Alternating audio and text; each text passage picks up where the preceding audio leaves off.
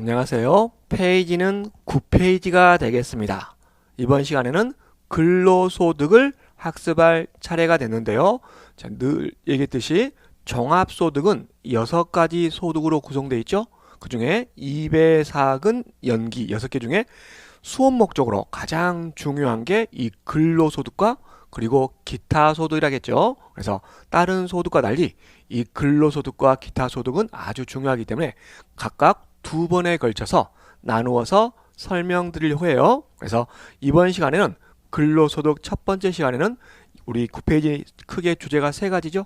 연말정산 흐름도, 그리고 비과세급여, 그 다음에 근로소득 제외 항목, 이 3가지를 학습할 거고, 이제 다음 시간에는 국가가 인정하는 필요경비인 근로소득 공제라든가, 그리고 또 우리 일용근로자가 가끔 시험에 나오죠. 그래서 일용근로자에 대해서 살펴보려고 해요. 자, 그래서 오늘 학습할 내용은 수업 목적으로 아주 중요하고, 그리고 이걸 떠나서 이제 우리가 전산 실기 부분에서도 중요한 역할을 하기 때문에 이 부분은 반드시 기억을 하셔야겠습니다.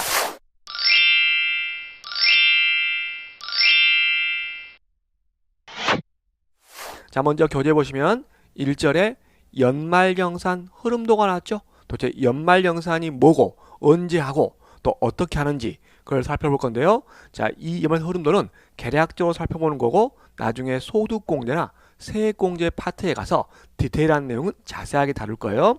자, 그러면 먼저 첫 번째 학습할 내용이 연말정산 시기입니다.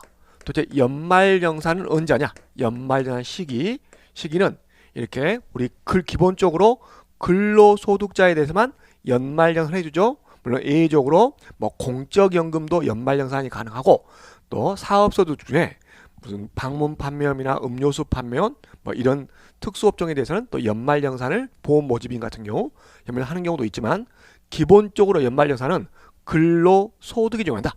연말정산하면 이 근로소득 생각나죠? 자, 공적연금소득이나 또 사업소득 중에 방문 판매원이나 음료수 판매원, 보험 모집 수당, 보험 설계사분들이죠. 이런 분들에 대해서는 연말정산 하는 경우도 있지만 기본적으로는 근로소득이다. 그러면 연말정산 시기가 어떻게 되냐? 자, 크게 2개 나눌 수 있죠. 계속 근로자와 중도 퇴사자로 나눌 수 있죠. 계속 근로자는 의미가 뭔가요? 직전 사업연도 12월 말까지 계속 근무한 사람이죠. 우리가 연말정산은 계속 근로자는 익년 2월달, 내년 2월달 하기 때문에 작년 12월 말까지 근무하고 올해 1월이나 2월에 퇴사했어도 법적으로 계속 근로자란 거예요. 계속 근로자 판단 기준은 직전 사업연도 12월 말 기준이니까, 그러면 계속 근로자에 대해서는 연말정산은 언제예요? 익년, 내년이죠. 내년. 익년 2월에 하죠. 그리고 3월 10일까지 관할 세무서에 근로소득 지급 명세서를 제출해야 돼요. 그래서 계속 근로자는 연말정산을 내년 2월 달에 하고 신고는 3월 10일까지 세무서에 신고 들어가야 한다. 반면에 이제 중도에 회사를 때려친 분들 있죠. 그만두신 분들, 바로 중도 퇴사자죠. 이 중도 퇴사자는 언제 그러면 연말정산하냐? 중도 퇴사자는 연말정산 시기가 퇴사한 달이 아니죠. 퇴사한 달의 급여를 지급하는 달입니다.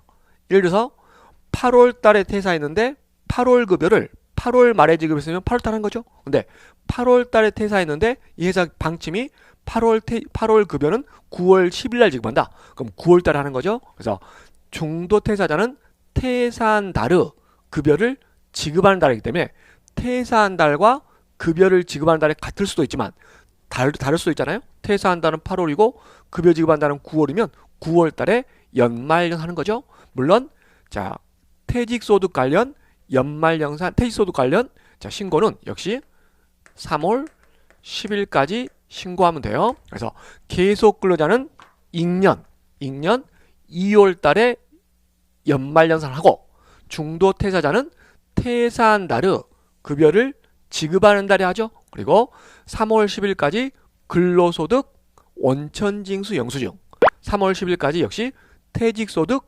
원천징수 영수증을 제출해야 돼요. 원천징수 영수증을 다른 말로 지급 명세서라고 그러죠.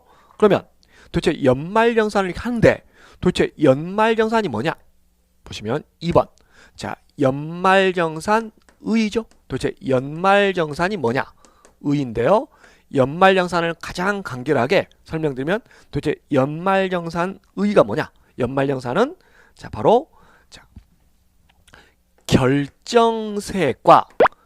결정세액과 바로 기납부세액을 비교하는 과정입니다. 연말정산이 뭐냐?